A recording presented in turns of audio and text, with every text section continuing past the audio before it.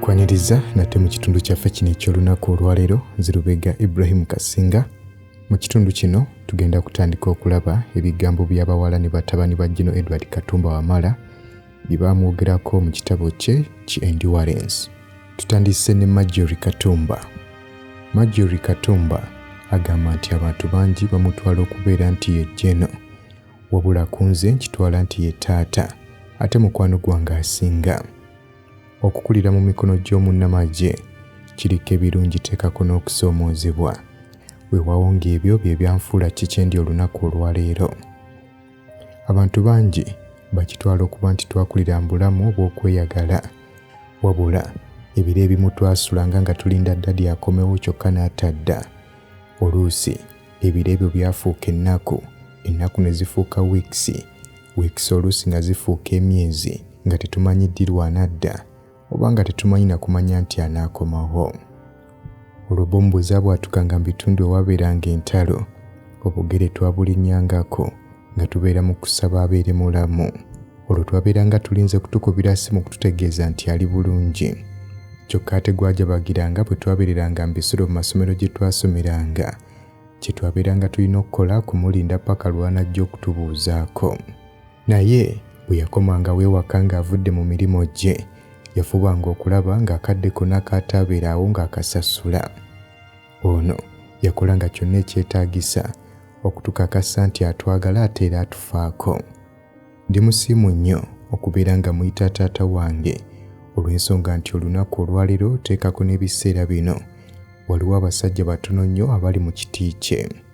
Era ndi musanyufu okubeera nga muyita mukwano gwange olw'ensonga nti mukwano gwo akubeera ku lusegere n'okusinga muganda wo. Era nga kuno kwengatta ekyokuba nga muyita kansala wange olw'ebyo byankoledde okusobola okubeera nga ngumya n'okunkuuma. Emyaka gyonna nzize mulabirako omuntu ono abasinga gwe bayita afande. Omulundi gumu nakirowoozaako nga ngamba nti oba bwe naayingira amagye nnyinza okubeera nga ye bw'ali. Obula n'ekizuula oluvannyuma nti nnyinza obutabeera nga ye olw'ebigambo bya Abraham Lincoln bwe yategeeza nti okukakasa omusajja ki kyennyini kyali muwa obuyinza. Ku buyinza bw'alina ajjukira bulungi nnyo engeri gye yakulamu. Ye musajja akyayogera n'abavuzi ba bodaboda ku nguudo, abakyala batunda eya tayimu, ate bw'ajja mu yunifoomu abeerera ddala omusajja munnyini eyasala Lake Victoria okuva ku bizinga by'Essese okujja ku lukalu okuyiiya obulamu. Ekintu ekikulu kye yansomesa kiri nti buli kintu kyonna ky'oyagala okubeera osobola okukibeera kasita oba ng'osazeewo. Era nasuubiza buli kyenkola kyonna nina okukikola n'omutima gumu okubeera nga nkikola bulungi olw'ekyokulabirako kye yateekawo. Yanjigiriza okwagala ne mu bulumi era nanjigiriza okugaba mu buli mbeera yonna. Taata wange era nanjigiriza okubeera omuntu omusiimu eri buli muntu yenna. Ebyo bye bigambo bya Marjorie Katumba, muwala wa General Edward Katumba Wamala. Ebigambo ebiddako bye bya Lawrence Mugisha, mutabani wa Catherine Katumba ateekako ne General Katumba Wamala. Lawrence Mugisha agamba nti nakulira mu maka ga General Katumba. Yansomesa okutuuka ku university era nga nina bachelor's degree mu Biblical Studies oba giyite theology okuva mu Beulah Heights University mu Atlanta, Georgia mu USA. Twali tetulina bingi, wabula bazadde baffe baatuwa buli kimu kye twali twetaaga. Mu myaka egyasooka mwalimu okukaluubirirwa olw'ensonga nti omulimu gwa kitaffe gwali gumwetaagisa okugenda okuddamu okubeera ng'atendekebwa ate nga bamutendekera bweru wa ggwanga. Wabula niwe yabeereranga mu Uganda, yali alina okutambula obunyomero bwonna obw'eggwanga era nga twamusubwanga mu nnaku ezo ze yatambulirangamu. Akaseera ke twabeera ne bazadde baffe kakulu nnyo mu ngeri gye twakulamu. Nayiga nti kya mugaso okubeera ne famire eteekako n'eddiini. Jeno Katumba. Wewala okulumwa ensiri nga tonnaba kwebaka mu katimbako ng'okozesa Ropa Free Mosquito Oil Repellent. Ojja kumusanga mu pharmacies nga Friaka ewandegeya, Spring ne Kamkeya ku Wilson Road ne Mega Supermarkets opposite Old Tax Park ne Garden City. Okumanya ebisingawo ita ku noti 772 421 235 ne noti 7 noti 2 421 235 oba ku www.ropafree.com. Olina ekizibu ky'amagini emikisa gyo gyesibye bizinensi tezitambula. Sheikh Saddam ow'Ejjinja ku Nile wali okusomera dduwa obeere ng'osumululwa ku lw'omutonzi waffe asobola okukolerako wonna w'oli. Osobola okumufuna ng'oyita ku nnamba zino wammanga. Ita ku noti 755 23 67 91 oba noti 785 897 686.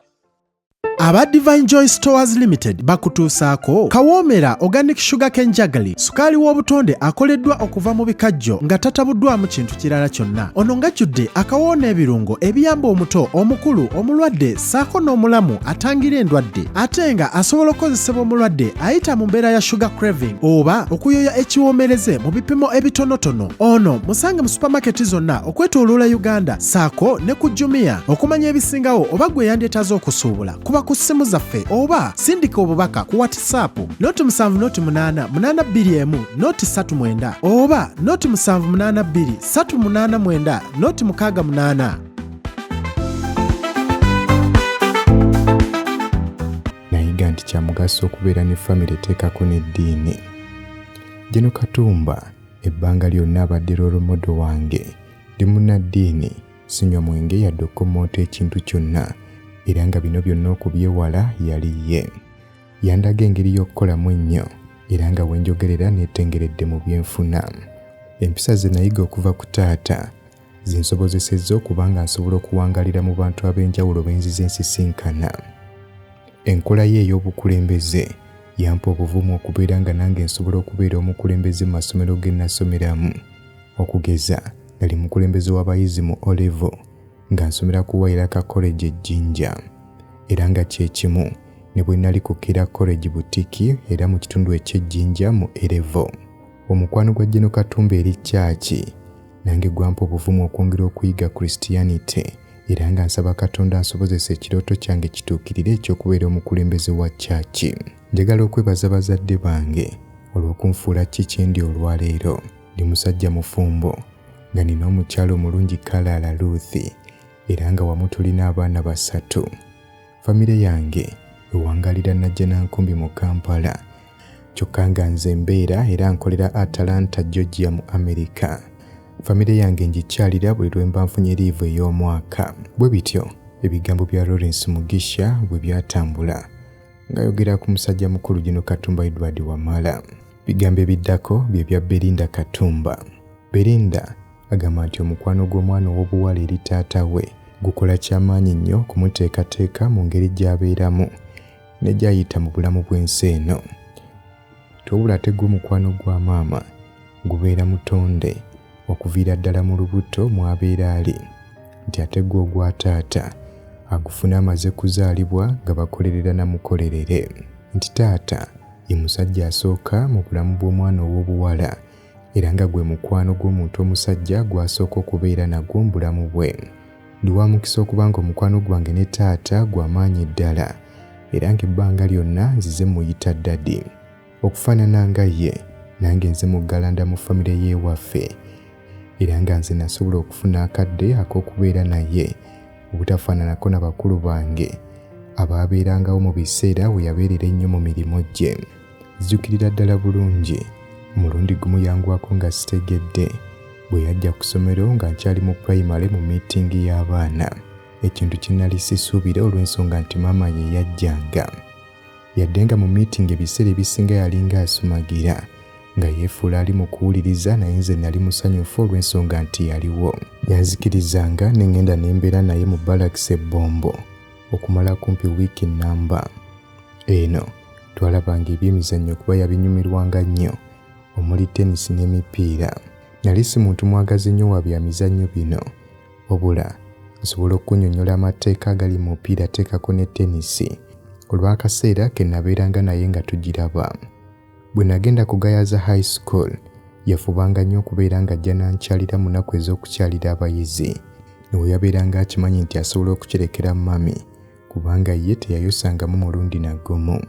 Omulundi gwe ssinza kwerabira mami yali agenze bweru wa ggwanga nga taata yalina okuntwala ku ssomero ku lunaku olwali lusooka nga tuddamu. Nali sirina kyakkola nagula sanitary pads nga buli muntu yenna antunuulidde nga tuyita mu Shoprite nga babodyguard batuvaako emabega.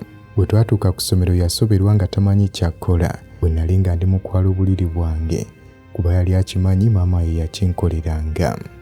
Bwe ntunula mu bino byonna ng'omuntu omukulu kati akuze era alina obuvunaanyizibwa kirowoozaamu engeri gye yabeeranga omukoowu naye ng'alina okufuba okulaba ng'ajjanga mu miitingi yadde nga yasumagiranga ebiseera ebisinga obungi. Wabula ekyo si kikulu, ekisinga obukulu ku nze kwe kubeera nga yajja n'abeerangawo. Oyo ye taata wange abeerawo olwa famire ye, olwa mikwano gye, olw'abantu, olw'emirimu gye teekako n'ensi ye. Taata teyalibadde wali singa si maama era nga sobola kwogera ku taata ne soogera ku bufumbo bwabwe. Okulaba omukwano gwa bano n'ekitiibwa kye beewa kyongera kalubi ekika ky'omusajja gwe naafumbirwa. Ng'omukyala kati nkitegeera nti omusajja okuza abaana ab'obuwala 5 n'alyogedde ku bulamu bwe ng'omusajja ow'amagye. Wabula ekyo si kye mumanyi gye ndi. Ku nze omukwano gwe nga taata eri muwala we kye yakulembezanga omulimu ne gujja oluvannyuma.